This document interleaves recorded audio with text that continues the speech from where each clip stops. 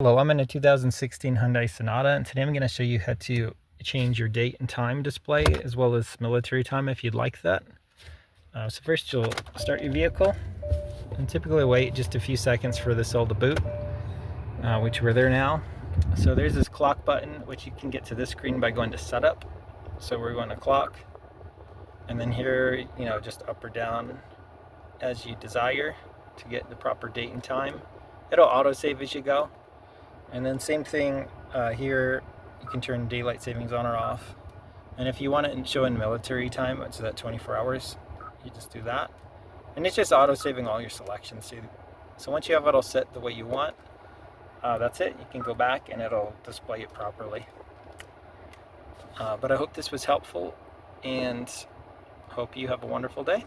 And if you have any questions or issues, feel free to let us know in the comments and answer as best as possible.